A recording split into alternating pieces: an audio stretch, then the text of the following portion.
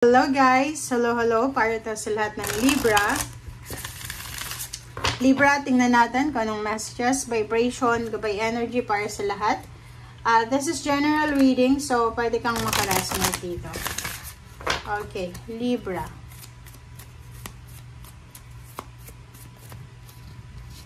Okay, first card natin, Libra, is number 15. It's 6, Adrift in Shallow Water. Adrift in Shallow Water. Same din sa Gemini and Aquarius. Pareho yung mga messages nyo na take a deep breath and reconnect to your inner peace. Notice the small things and appreciate them. So yun, Libra, parang etong card mo na to, kung may oras ka, panoorin mo yung Gemini and Aquarius kasi resonate to doon. So, sinasabi na kailangan mong huminga ng malalim, Libra, and kailangan mong hanapin sa sarili mo yung peace of mind. And appreciate small things, small success. Okay? Appreciate blessings, kahit small blessings yan. Still a blessing pa rin yan. And wag mong kakalimutan na mag-relax, mag-rest, mag-reflect, and spend time alone, spend time with your family, with pets, or spend time with nature para makapag-deep breath ka. Yoga, kung gusto mo. Meditation. Oh, ganun din. Diba? So, same energy. Sinasabi sa'yo dito na take a breather. So, oras na Libra para mag-relax. Okay? Huwag tayong, lalo kung medyo may edad ka na Libra.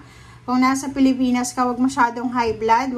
Huwag masyadong stress. Huwag masyadong nag-iisip ng mga negative. Kasi, hindi yan makakabuti sa health mo. Lalo na kung nasa Pilipinas ka, mainit ang panahon. Dito sinasabi na take a breather. As much as possible, hanapin natin yung rason para maging masaya, para maging relax ang ating katawan, ang ating isip, ang ating puso, ang ating spirito. Okay? So, take a breather. So, pwede kang magbakasyon, maglakad-lakad sa beach, sa nature, sa bundok, di ba? Sa mga ganyang klaseng panahon, pag feeling stress, feeling depressed, ang pwede mong maging kakampi dyan, nature.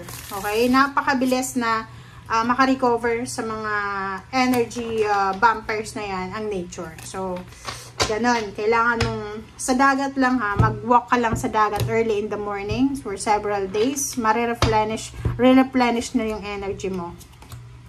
Mare-recharge ka pa.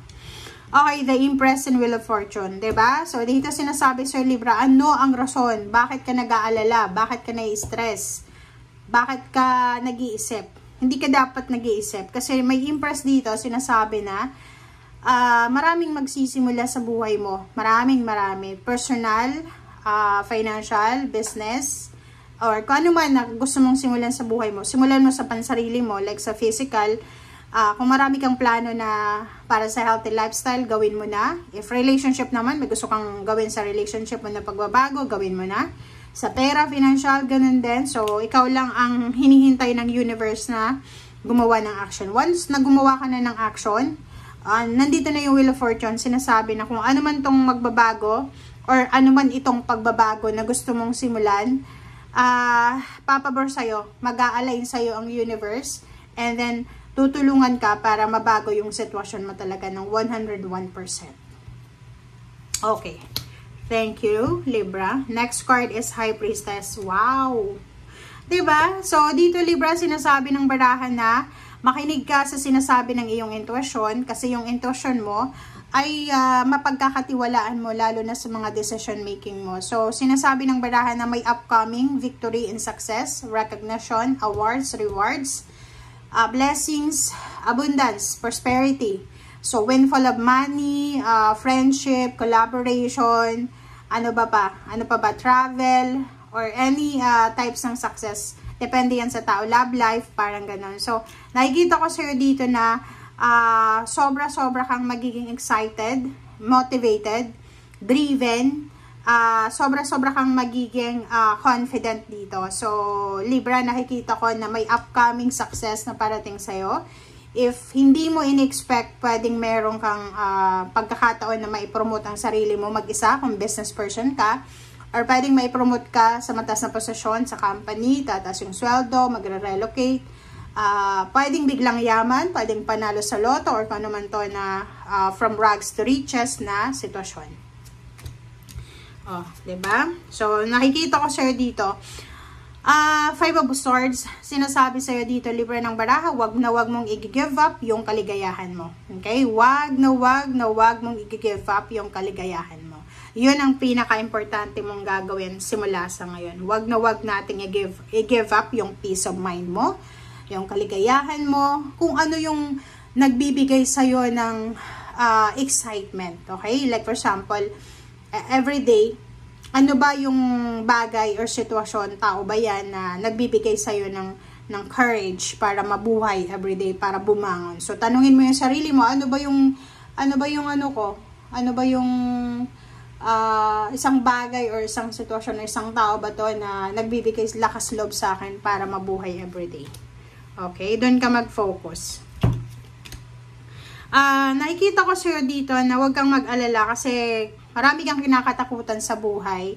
Natatakot ka para sa future ng pamilya mo, para sa'yo, para sa kung sino man yan na kinakatakutan mo. Huwag kang mag-alala kasi tapos ka na doon Tapos ka na doon sa era na yon na takot ka. Or, halimbawa, natatakot ka para sa anak mo, sa asawa mo kasi pwedeng may mga bisyo sila or mayroon silang mga ginagawang unhealthy lifestyle or habits.